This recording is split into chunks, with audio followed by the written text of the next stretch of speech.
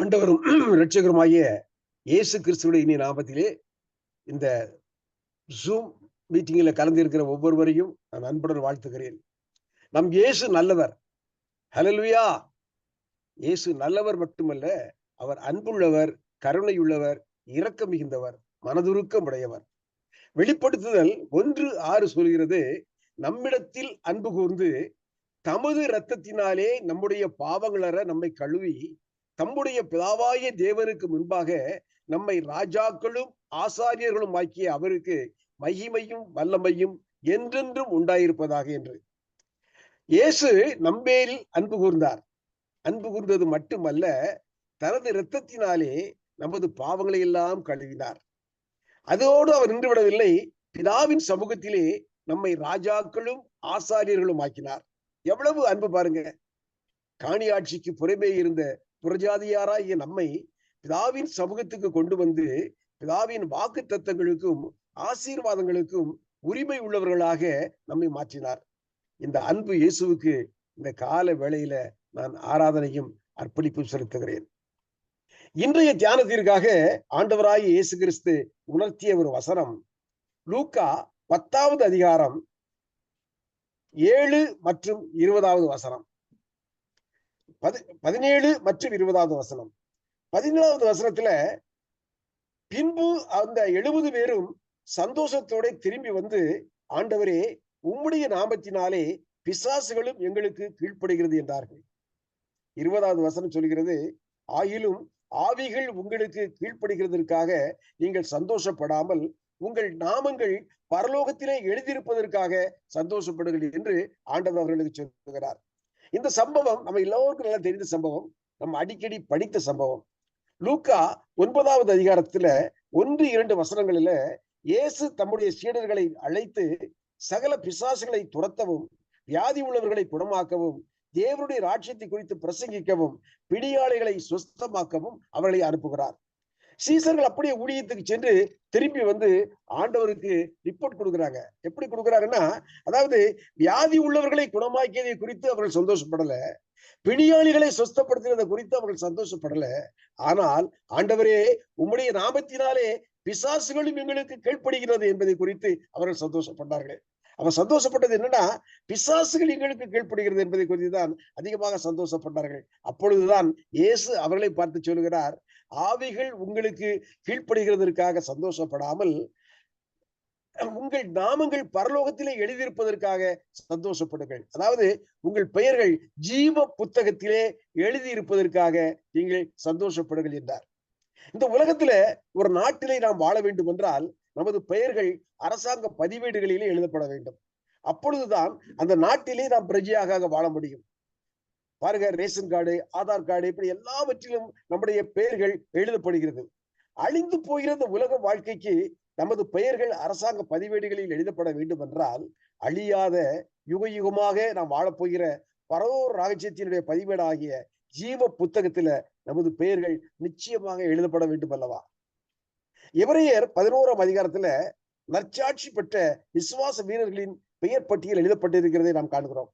இவர்கள் எல்லாம் தேவனுக்காக அரும்பெரும் காரியங்களை செய்தவர்கள். எனவே இவர்கள் பெயர்கள் இதிலே எழுதப்பட்டிருக்கிறது.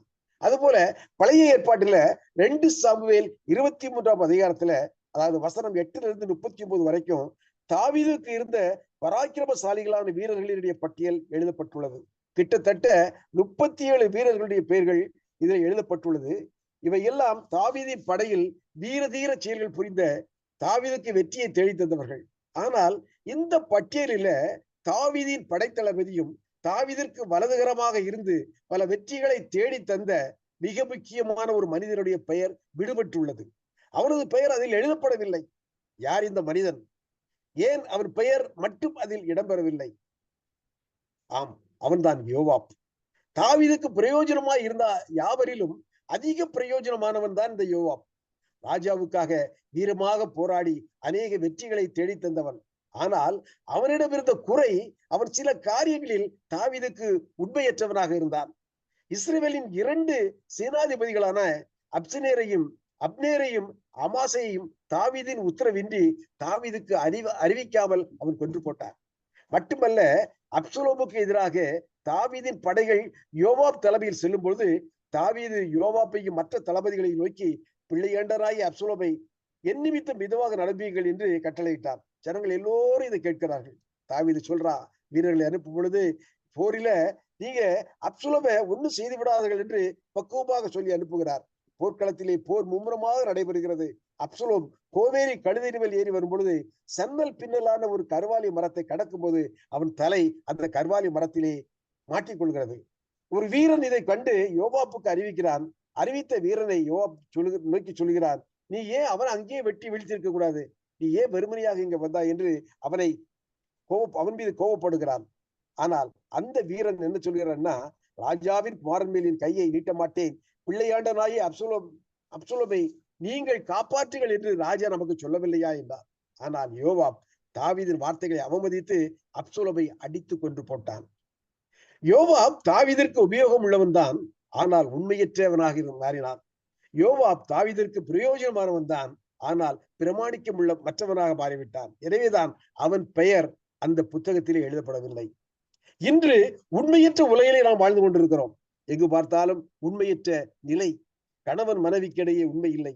இதனால் ஏராளமான குடும்பங்களிலே கொலைகள், தற்கொலைகள் ஒவ்வொரு நாளும் நாம் செய்தித்தாளிலே படிக்கிறோம். பெற்றோர்கள் பிள்ளைகளிடையே நல்ல ஒரு உண்மை இல்லை.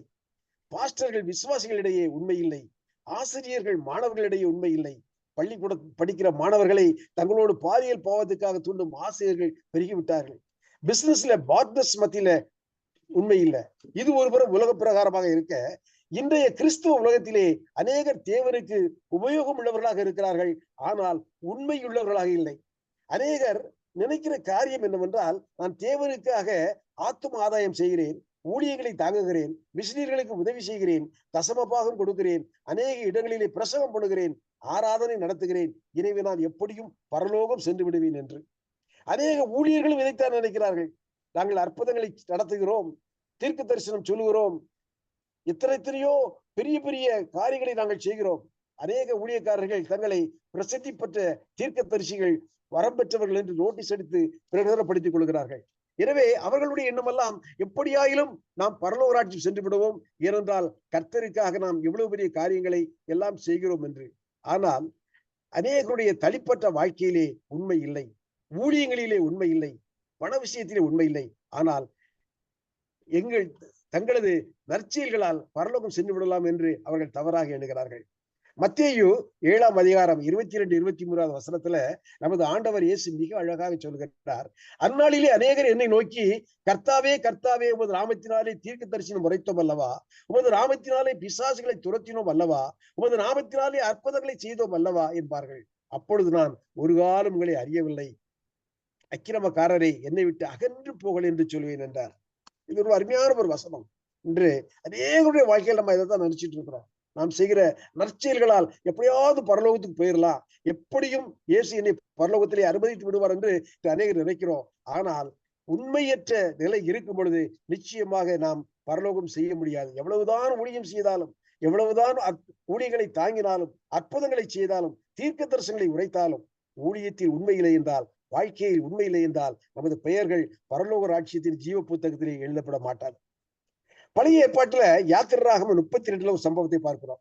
தேவன் மோசையை கொண்டு இஸ்ரேல் ஜனங்களை எகிப்தின் அடிமைத்தனத்திலிருந்து மீட்டு கானானுக்கு வழிநடத்தி வருகிறார். ஆனால் அவர்களோ திருப்தியற்ற மக்கள், முறுமுறுக்கிற கூட்டம், வணங்கா கழுத்துள்ளவர்கள். மோசை எதை செய்தாலும் அவர்கள் திருப்தி அடைகிறதில்லை. மோசைக்கு எதிராக பேசுகிறார்கள், மோசையை அலட்சியப்படுத்துகிறார்கள். அவர்கள் மோசைக்கு கொடுத்த தொல்லைகளை கர்த்தரே சகித்துக் கொள்ள முடியவில்லை.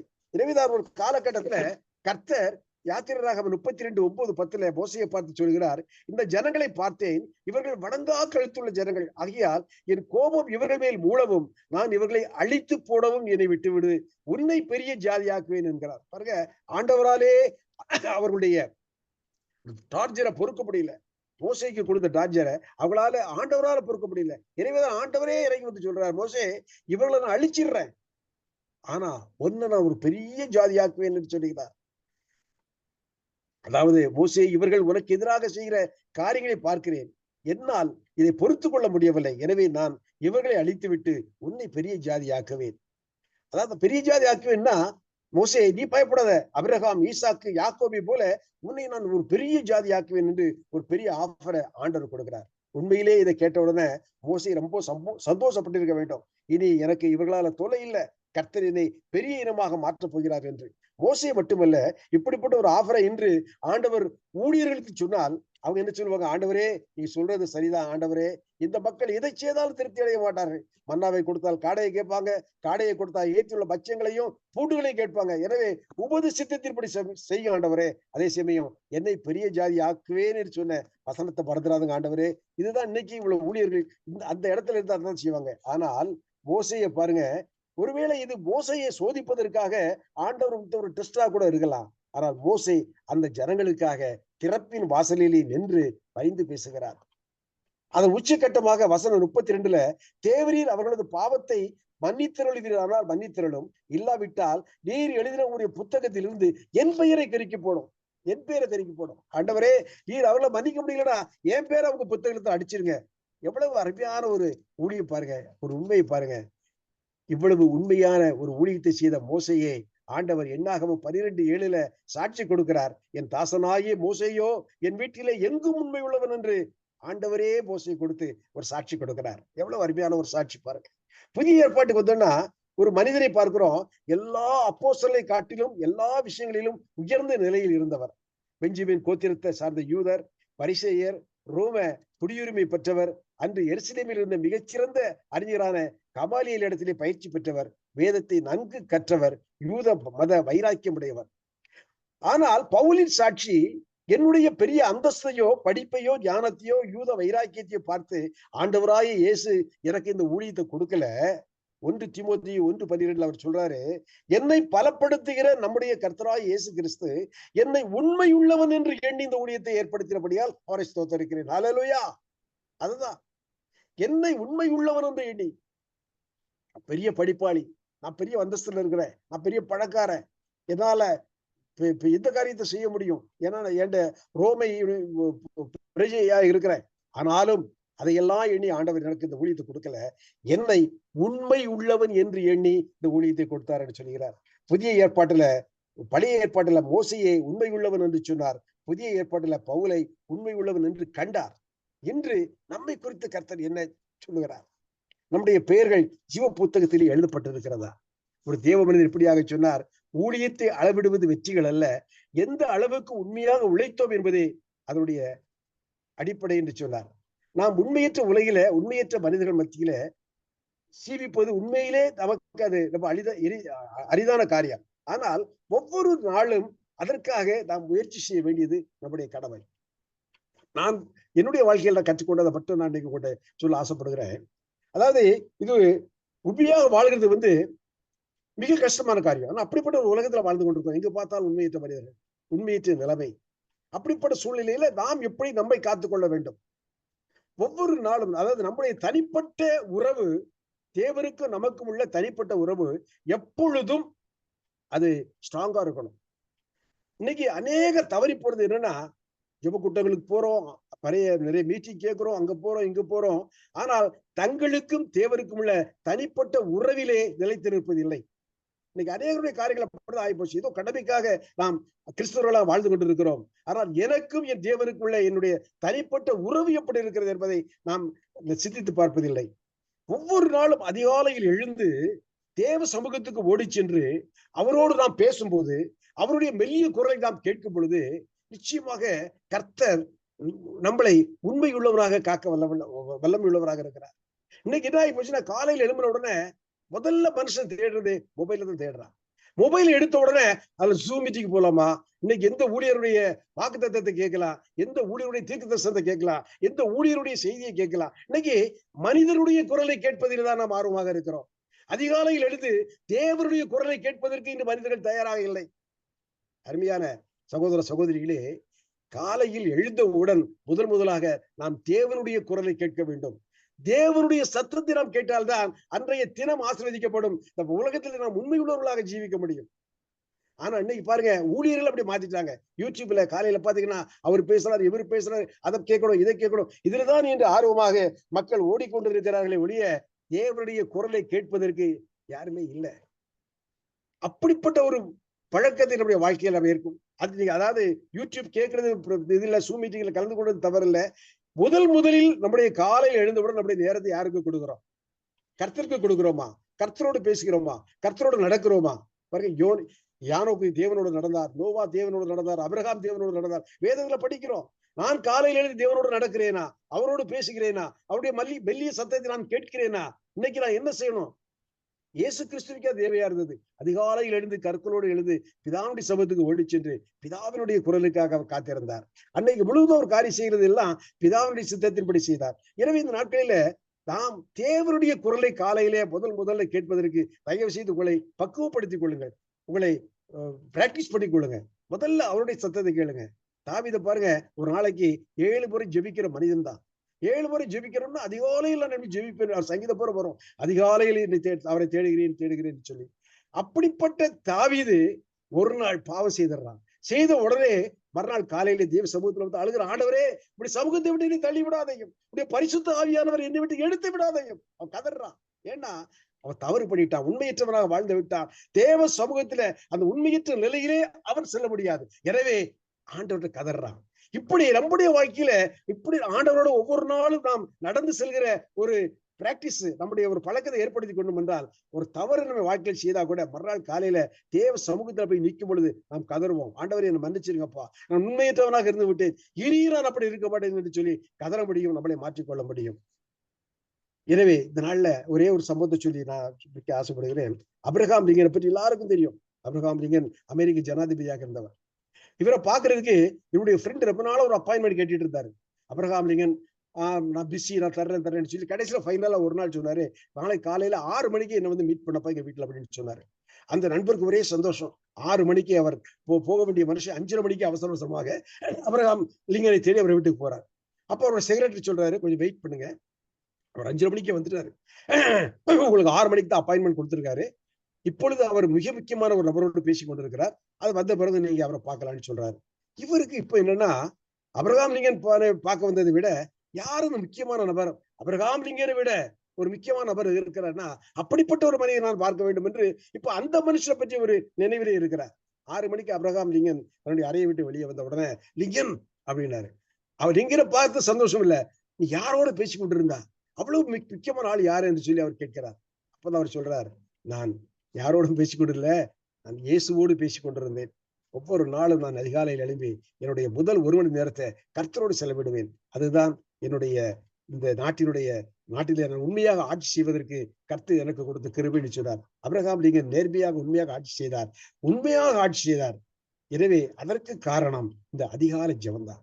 ஒவ்வொரு நாளும் நாம் தேவனோடு இப்படிப்பட்ட ஒரு சாக்கியத்தை ஏற்படுத்திக் கொள்ள வேண்டும். அதிகாலையில் தேவ சமூகத்துக்கு போய் தேவனோடு நாம் பேசும் பொழுது, உறவாடும் பொழுது நிச்சயமாக நம்முடைய உண்மை நாம் நிலைத்திருக்க முடியும். ரொம்ப பரிசுத்தவனா இல்லாட்டாலும் ஓரளவு நம்மளை சரி செய்து கொள்ள முடியும். எனவே இந்த நாளில பரலோக ராஜ்யத்துக்கு நம்ம எல்லாம் போனோம், நம்முடைய பெயர்கள் ஜீவ புத்தகத்தில் எழுதப்பட்டிருக்க வேண்டும் என்றால் நம்முடைய தான தர்மங்களோ, நம்முடைய ஜெபங்களோ, நம்முடைய ஊழியங்களோ, நாம் செய்கிற எல்லா நற்காரியங்களோ அல்ல, அங்கே உண்மையுள்ளவர்களாக இல்லாவிட்டால் நாம் பரலோக ராஜ்யத்துக்கு செல்லவே முடியாது. கிரேஸ் அப்படின்னு ஒரு சகோதரி இந்து குடும்பத்திலிருந்து ரட்சிக்கப்பட்டு இயேசுவை ஏற்றுக்கொண்டார்கள். நிறைய ஆண்டவருக்காக ஊழியம் செய்தாங்க, நிறைய பிரசங்கம் பண்ணுவாங்க, நிறைய இடங்களுக்கு போவாங்க, நல்ல அருமையான ஒரு சகோதரி. ஒரு நாள் நோய்வாய்ப்பட்டு ஹாஸ்பிட்டல்ல அப்படி படுத்து இருக்கிறாங்க. கிட்டத்தட்ட ரொம்ப ஒரு மோசமான நிலைமை. அப்போ அவங்க தரிசனத்தை பார்க்கிறார்கள். அந்த தரிசனத்துல அவர்கள் மரித்து விட்டது போலவும் பரலோக ராஜ்யத்துல தேவனுடைய சமூகத்தில் நிற்கிறது போலவும் காண்கிறார்கள். அங்கே இயேசு நின்று கொண்டிருந்து சொல்லுகிறார், மகளே நீ உள்ள வர முடியாது, உன்னை நான் அனுமதிக்க மாட்டேன் என்று சொல்லி அவ கதற, ஆண்டவரே உமக்காக இவ்வளவு ஊழியம் செய்தன, எத்தனை ஆத்துமாக்களுக்கு நம்ம பற்றி சொன்னன, இவ்வளவு காரியங்கள் செய்தன, இத்தனை மிஷனரிகள் தாங்கின, அதை செய்த எத்தனையோ காரியங்களை அடுக்கி கொண்டு போகிறாள். கர்த்தர் சிரிக்கிறார், மகளே எல்லாம் சரிதான், ஆனால் ஒரே ஒரு காரியம் என்ன உன்னிடத்துல குறை இருக்கிறது, உன்னுடைய மூத்த சகோதரியை நீ முற்றிலுமாக வெறுத்து விட்டாய், அவள் பேரில் உனக்கு அதிகமான கசப்பு இருக்கிறது, நீ அவளிடத்துல இந்த வரைக்கும் பேசல, இவ்வளவு காரியங்களை செய்தும் அந்த அன்பு உனக்கு இல்லாதனால உனக்கு பரலோக ராஜ்யத்தில் இடம் இல்லைன்னு சொன்ன உடனே அவள் முழிச்சிடறான். முழிச்ச உடனே அவள் ஷாக். உடனே தன்னுடைய மூத்த சகோதரியை அழைத்து வந்து அவளுடைய ஒப்புரவாகிறாள். கொஞ்ச நாளையில அவருடைய வியாதி சுகமாகிறது. எதுக்காக சொல்றேன்னா, நாம நினைக்கிறோம் இன்னைக்கு சில காரியங்களை செய்தா பரலோக ராஜ்யத்தில் என்னுடைய பெயர்கள் எழுதப்பட்டிருக்கும் ஜீவ புத்தகத்துல, நான் பரலோக ராஜ்யத்துக்கு ஆனால் ஆண்டவர் ஒவ்வொரு காரியத்தையும் பார்க்கிறார். சின்ன சின்ன காரியமா இருக்கலாம். சாதாரண ஒருவருடைய பகைமையாக இருந்து ஒப்புரவாகவில்லை என்றால் பரலோக ராஜ்யத்துக்கு போக முடியாது. இதுதான் உண்மை. உண்மையாக நாம் இருந்தோம் என்றால் தான் பரலோக ராஜ்யம் போக முடியும். இதைத்தான் பவுல் அழகாக சொல்லுகிறார். நல்ல போராட்டத்தை போராடினேன், ஓட்டத்தை முடித்தேன், விசுவாசத்தை காத்துக் கொண்டேன். இது முதல் நீதியின் கிரீடம் எனக்காக வைக்கப்பட்டிருக்கிறது என்று சொல்லி. பிரியமானவர்களே, இந்த நாளில ஒரே ஒரு சின்ன காரியம்தான். நாம் எவ்வளவுதான் நல்ல கிறிஸ்தவ வாழ்க்கை வாழ்ந்தாலும் உண்மையற்ற நிலையில் இருப்போம் என்றால் இன்று நம்மளை மாற்றிக்கொள்வோம். ஏனென்றால் நாம முடியாது, ஒரே நாள்ல முடியாது. நாம முழுக்க முழுக்க உண்மையாக வாழவும் முடியாது. கொஞ்சம் கொஞ்சமா ஒவ்வொரு நாள் நம்மை மாற்றிக்கொள்வோம். அதற்கு உங்களுக்கு ஹெல்ப் பண்ணுவது அதிகாலை எழுந்து முதலாக தேவனோடு பேசுங்கள், தேவனுடைய குரலை கேளுங்கள், அவரோடு நடங்க. அப்போ உங்களுடைய வாழ்க்கையில ஒரு பெரிய மாற்றம் ஏற்படும். மட்டுமல்ல, பரலோக ராஜ்யத்தில் நம்முடைய பெயர்கள் எழுதப்படும். ஒரு நாள் நாமும் பரலோக ராஜ்யத்துக்கு போவோம். கர்த்தர் நம் ஒவ்வொருவரையும் ஆசீர்வதிப்பாராக. ஆமென்.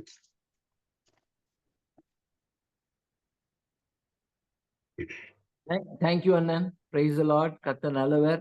அருமையான ஒரு செய்தியை கர்த்தர் நாம் கேட்டோம். கர்த்தர் நம்மோடு கூட இடைப்பட்டார். உண்மை உள்ள மனிதர்.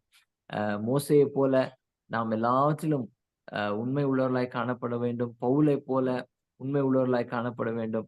அதிகாலை ஜெபத்தை குறித்து நாம் பார்த்தோம். மன்னிப்பை பற்றி நாம் கேட்டோம். ஒருத்தரை மன்னிக்காமல் ஒரு கசப்பு இருந்தால் நாம் பரலோக ராஜ்யத்துக்குள்ளே நாம் செல்ல முடியாது. நம் கடைசி காலங்களே வாழ்ந்து கொண்டிருக்கிறோம். கடைசி காலங்கள், living in the last of the last days என்று கூட சொல்லலாம். அப்ப நம்முடைய வாழ்க்கையை நம்ம சீர்தூக்கி பார்த்து நம்முடைய காரியங்களே நம்மை நாமே நாம் சரிப்படுத்திக் கொள்ள, திருத்திக் கொள்ள, ரெக்டிஃபை பண்ணிக்கொள்ள கர்த்தர் நம்மை இந்த வேளையிலே அழைக்கிறார். கண்களை மூடி ஜெபிக்கலாமா? ஹalleluya, hallelujah. Thank you அப்பா. உம்மை துதிக்கிறோம். தெய்வ செய்திக்காக உம்மை நன்றி செலுத்துறோம். கர்த்தர் எங்களோடு கூட இடைப்பட்டு இருப்பா அந்த காலை வேளையிலே அடியனோடு கூட நீங்க பேசுனீங்கப்பா. அப்பா, நாங்க செய்கிற காரியங்கள் எல்லாம் உமக்காக கொடுக்கிற காரியங்கள் எல்லாம் உழைப்பல்ல. அப்பா, நாங்க உண்மை உள்ளவர்களா இருக்கிறோமா? அப்பா, நாங்கள் உண்மை உள்ளவர்களா இருக்கிறோமா? உங்களுடைய சமூகத்துல நாங்கள் காத்திருக்கிறோம் இந்த வேளையில. அப்பா, எங்களை உண்மை உள்ளவர்களாய் மாற்றுங்க. எங்களுக்கு இருக்கிற குறைகள், குற்றங்களை மன்னிங்க. நாங்கள் எங்களை தானே அப்பா நாங்கள் திருத்திக் கொள்ள எங்களுக்கு அப்பா நல்ல உங்களுடைய ஆவியானுடைய கிருபையை தாங்க, வரங்களை தாங்க, எங்களுடைய ஒவ்வொருடைய பேரையும் ஜீவ புஸ்தகத்துல நீங்க எழுதி கொள்ள வேண்டுமாய் நாங்கள் கெஞ்சுகிறோம். வந்திருக்கிற ஒவ்வொருவரையும் ஆசீர்வதிங்க. செய்தி கொடுத்த மூலமான ஆசீர்வதிங்க. அநேக கோடி மக்களுக்கு நீங்க எடுத்து பயன்படுத்த வேண்டுமாய் கெஞ்சுகிறோம். நன்றி செலுத்துறோம். அப்பா, இந்த சிக்காகோ பிரேயர் லைன்ஸ்ல இருக்கிற ஒவ்வொருவருக்காக ஜெபிக்கிறோம். பாஸ்டர் அனிஷ்காவும் ஜெபிக்கிறோம். அவருடைய குடும்பத்துக்காக ஜெபிக்கிறோம். அப்பா, வந்திருக்கிற ஒவ்வொரு பிள்ளைகளையும் நீர் எடுத்து நீங்க இந்த கடைசி காலங்களிலே அப்பா எங்களை பயன்படுத்துற பாத்திரமாய் நாங்கள் வணைந்து கொள்ளுங்க. இயேசுவின் மூலம் ஜெபம் கேளு நல்ல பிதாவே. ஆமென். நம்முடைய ஆண்டவராய் இயேசு கிறிஸ்துவின் கிருபையும் பிதாவாகிய தேவனுடைய அன்பும் பரிசுத்த ஆவியானுடைய அந்யோன்ய ஐக்கியம் சமாதானம் வழி நடத்தலும் நம் அனைவரோடும் இன்றும் என்றும் சதா காலங்களில் இருப்பதாக. ஆமென்.